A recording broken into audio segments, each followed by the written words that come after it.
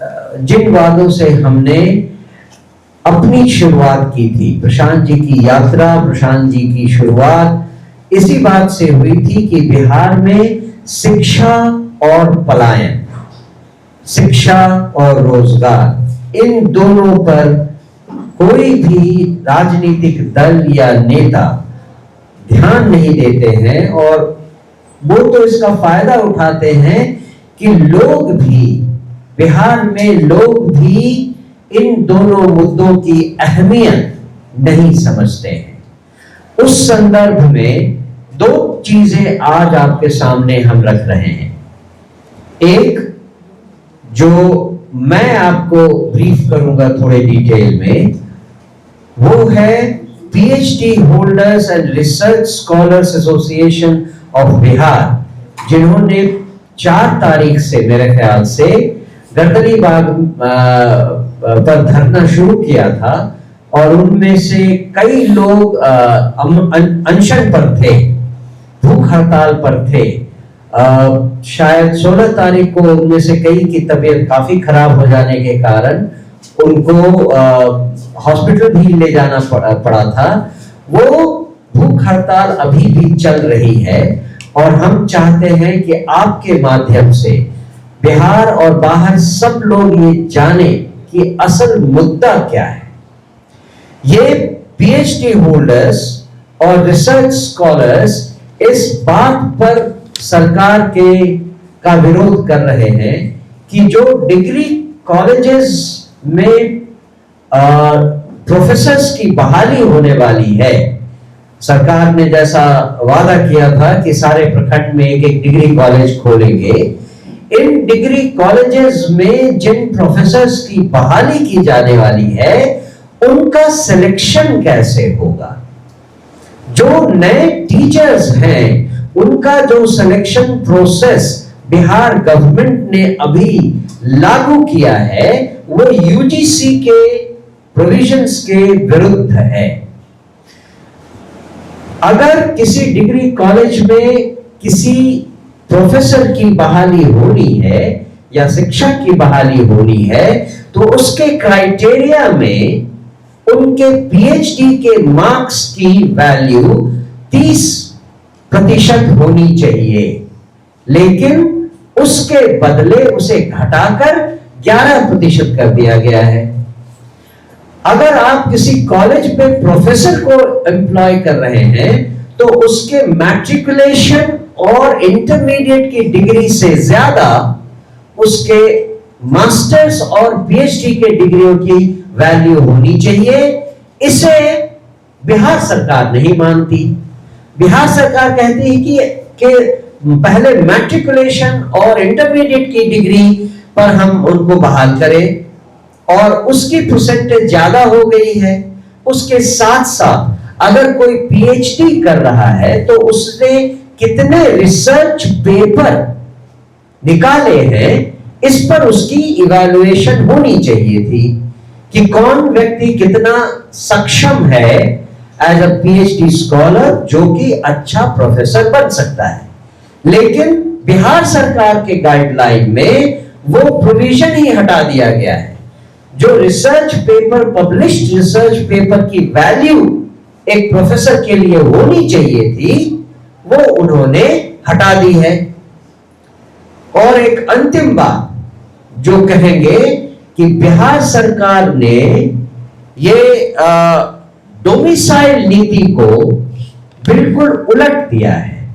भारत के किसी राज्य में आप जाइए, वहां पर किसी भी ऐसी बहाली में उस राज्य से बाहर के लोगों का परसेंटेज जनरली 20% रखा जाता है। 15% या 20%, उससे ज्यादा बाहर के लोग, उस राज्य के बाहर के लोग नहीं बहाल किए जा सकते। ये सन ऑफ द सॉइल कह लीजिए या जो भी प्रोविजन कह लीजिए, डोमिसाइल जो नीति होती है उसका बिहार सरकार ने पूरी की पूरी तरह उसकी अवहेलना की है। अभी जो बहालियां हुई हैं हाल में, उसमें अगर मुझे सही से याद है, मैं मोटा मोटी आपको फिगर देता हूं, अगर 200 बहाली करनी है तो उसमें मुश्किल से 40 या 45 लोग बिहार के हैं और 150 से ज्यादा लोग बाहरी राज्यों के हैं। ये बिहार के लोगों के साथ नाइंसाफी है और इस पर जो भूख हड़ताल चल रही है, जनसुराज उनके साथ खड़ी है। छात्रों से संबंधित जो दूसरा महत्वपूर्ण मुद्दा आज हम आपके सामने लेकर आए हैं, उस पर मैं चाहूंगा कि हमारे राष्ट्रीय स्पोक्स पर्सन, राष्ट्रीय प्रवक्ता कुमार सौरभ आपके साथ साझा करें अपनी बात। धन्यवाद।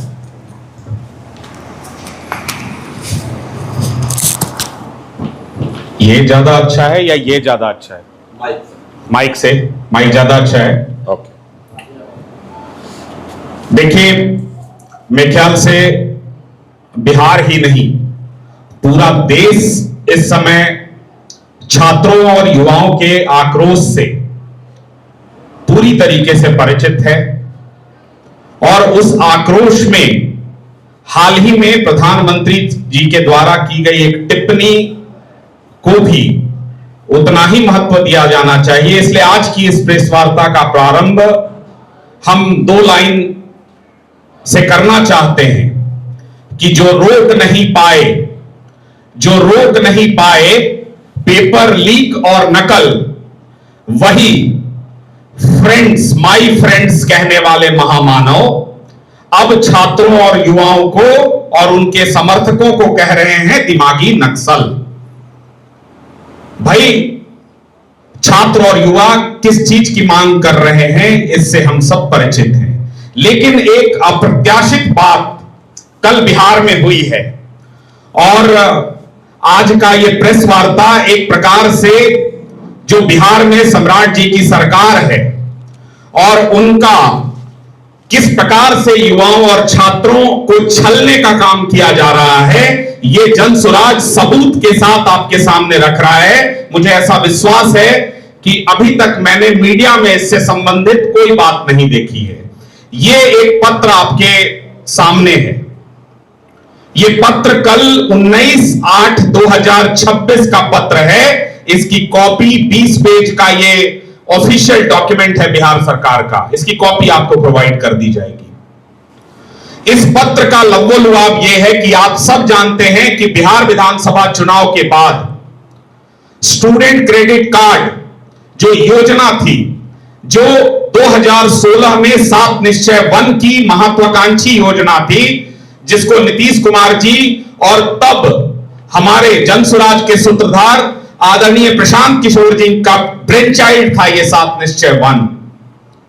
और उस योजना के अनुसार बिहार में या बिहार से बाहर कहीं भी शिक्षा ग्रहण करने के लिए बिहार के छात्रों को 4 लाख रुपए जो इंटरेस्ट फ्री लोन है वो प्रदान किया जाता था और इसमें किसी प्रकार की कोई कॉम्प्लिकेशन नहीं हो, इसके लिए डीआरसीसी के माध्यम से यह लोन छात्रों को प्रदान किया जाता था। आपको पता होगा कि बिहार विधानसभा चुनाव के बाद बिहार की जो वित्तीय स्थिति हुई, बजट के बाद जो जो बातें हमने की थी, हम जनसुराज ने की थी प्रेस वार्ता के माध्यम से, वो एक एक तथ्य सत्य हुआ। और पिछले 3 से 4 महीने में लगातार जनसुराज ये प्रश्न उठाता रहा कि छात्र जो बिहार में हैं और छात्र जो बिहार से बाहर हैं, उनके सेमेस्टर का फी क्यों नहीं दिया जा रहा है। और लगातार सरकार डिनायल मोड में रही कि नहीं, पैसे की कोई कमी नहीं है। जब हम लोगों ने इसको बार बार उठाया तो 1.5 महीने, बांकीपुर चुनाव से 1 महीने पहले उसकी एक किस्त भेजी गई। पिछले बुधवार को कैबिनेट का बैठक हुआ।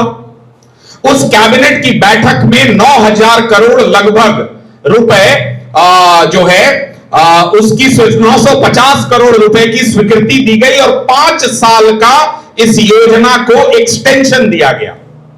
2026 से 2031 तक 7 निश्चय के अंदर स्टूडेंट क्रेडिट कार्ड योजना जो है, जो डीआरसीसी से दिया जाता है, इसको 25 से 31 तक एक्सटेंशन दिया गया था पिछले बुधवार को कैबिनेट की बैठक में।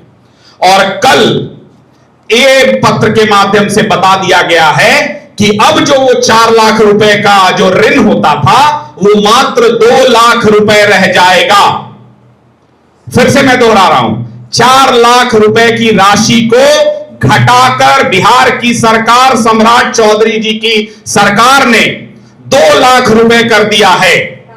तो मुझे अब ये बताएं कि बिहार में वो कौन सा कोर्स है। आपने जितनी चीजों की लिस्टिंग की है, चाहे वो नर्सिंग की पढ़ाई हो, चाहे वो बाकी की चीजों की पढ़ाई हो, जो आपके ही इस डॉक्यूमेंट में लिस्टेड है, उसमें कहां आप बताइए कि 2 लाख रुपए में कौन सी पढ़ाई करवाई जाती है बिहार में।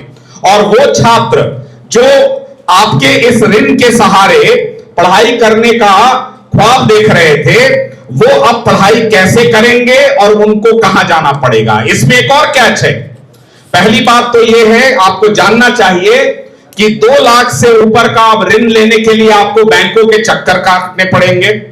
दूसरी बात, जो 2 लाख से ऊपर का ऋण है उसको अब टैग कर दिया गया है।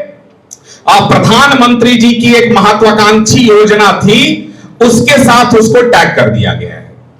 दूसरा, 2 लाख से ऊपर का जो भी लोन होगा उस पर अब इंटरेस्ट देना होगा बिहार के बच्चों को।